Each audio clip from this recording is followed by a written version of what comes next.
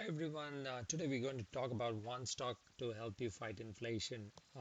Housing prices are on tier. Housing inventory is low and the prices have gone up. Things like egg, bread, milk, you name it, all prices have gone up. The fuel prices, of course, no need to talk about that. The joke on the street is Tom Brady unretired before filling up his gas tank, right? So it's kind of interesting how the market is moving. Today we'll talk about BDC. BDCs are essentially business development company. Before I get there, safe harbor statement. I'm not a financial advisor, so do your due diligence before you invest. So BDC is essentially a business development company, and they do invest in small and medium-sized companies as well as distressed companies, right? So essentially, their motto is to borrow at a lower rate and lend or take equity positions in small and medium companies. And they make their money on their interest arbitrage. They borrow at a lower rate and they are able to lend to companies at a higher rate. For tax purposes, most BDCs are treated by SEC as non-taxable entities, but they are mandated to distribute 90% of their income to the shareholders every year. So that's where we come in. We can look at some BDCs that can help us fight this inflation. Inflation is around 7% this year in US 2022. What are the risks in BDC? If you look at any BDC company, they have a large debt exposure. They borrow a lot or they raise the number of shares in the market. So those are the two concerns. If they raise the number of shares, the share valuation goes down. If they increase their debt, a similar issue, to cater to the debt matters a lot. So those are the debt related risk. Interest rate sensitivity, as we see, we have been hovering around 0% interest rate for a long time, the Fed's fund rate. But yesterday, the Fed Reserve Chairman announced that they're going to increase the interest rate by 0.25%, and there's going to be 6 or 7 interest rate hikes. So we're going to see at least 18.2% Fed funds rate. That means anything that we are borrowing now is going to bump up significantly as we go forward in 2022 and 2023, which also means the BDCs also have to incur higher tax rates because they earn more income. That means they will incur higher tax rates. So those are the kind of risks in a BDC investment. Currently in US market, there are 47 BDCs. In 2002, they had $5 billion worth of assets. Now it's risen up to nearly 10 times in last 20 years to $50 billion of assets, right?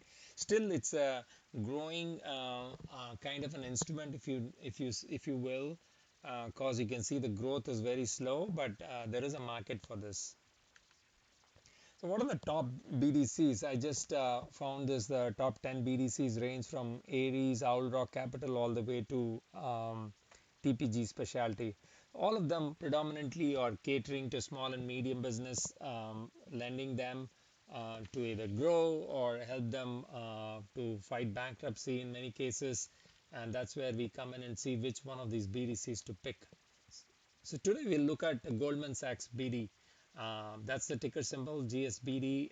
If you notice here, they essentially invest in secured debt, mezzanine debt, and equity positions. So essentially, they are either a first lien, second lien, unsecured debt, and or they take equity position. What does that mean? That means most of the investments that they should be doing is in the first lien. In terms of any bankruptcies or any distress, the first person who gets paid is GSBD because if they will have the first lien. Second lien means they come after the first lien. Whoever is holding the first lien, the second lien comes after that. So they will get repaid later. And if you're an equity holder, you come at the bottom of the pit. So looking at GSBDC's type of investments, if you notice what I was saying in the previous slide, the first lien is pretty close to 81%. So most of the investments is in companies where they hold their end customer. In case of any default, Goldman Sachs BD will get paid first, and then the rest of the lenders will get paid. And then they have a small percentage in first lien, second lien, common stock, preferred stock, warrants, which is good because that means they are taking the first position after a lot of deep due diligence. If you notice, they have invested around close to 300 plus companies. This is 250 in the first and 81% of that. You can go to this link and see where they have invested. If you look at the credit quality of investments, the bulk of their investment, right, 95% of them is in ratings 2. What does that mean? So if you see here, Goldman Sachs has rated their liens as 1, 2, 3, 4, and 1 involves the least amount of risk, 2 has got a moderate amount of risk, but 2 is where they come in. The majority of their investment is in 2. 95% of their portfolio, where they, and we saw in the previous slide that 81% of the lien is in first, they are the first lien. So that's very interesting. And then the other piece, if you notice, is the fair value of the assets that they hold. So since they have lent the money to a company, their fair value has risen pretty much from 3.1 billion to 3.5 billion. This fair value can fluctuate based on the discount rate that you apply. So we will see there will be a downward pressure on the price of the shares as the interest rates go up. You have to discount it. When you discount at a higher interest rate, the fair value will go down for the portfolio a little bit. But we are looking at BDC from a perspective of making some inflation edge, right? So if you look at this Goldman Sachs BDCs, the pros that I could find from their website is they do floating rate interest to borrowers. And what does that mean is, with rising inflation, rising interest rates, they can bump up the interest rate that they charge to their end borrowers, which is fantastic. As we expect the federal funds to increase the rate, we will also see Goldman Sachs will increase the rates to their borrowers, which means they will generate more income. That's the first piece. The second piece is they have done 315 deals in 2021 and the default is low, or expected delinquency is low. What does that mean? What Goldman Sachs BD is saying is their end borrowers are going to default less, majority of the deal being in first lien, 90% of them. So in case of any default, Goldman Sachs will get paid a percentage of the asset, not the fair value of the asset, but percentage of the asset, right? The other piece I looked at is the net asset value. Net asset value is hovering around $15 while the share is trading at $19, which means it is trading at a premium, right? It should, the share for a BD should hover around the net asset value, but it has gone up significantly up. I presume the market is bidding up the price, and we'll see why it's getting bid up in the next bullet. They do a dividend, they declared a dividend of 45 cents for March, which means the annual dividend of $2.25. The last price I did was 1932. That means you get 11.6% annual yield. Think about that. Inflation is 7% and you're going to make 11.6%, which means your real rate is going to be 4.6%, which is fantastic. You are going to beat the inflation with this investment. The reason for the price going up to $19 is for this reason, because everyone is bidding up to get this yield. That's why the price of the share is going up.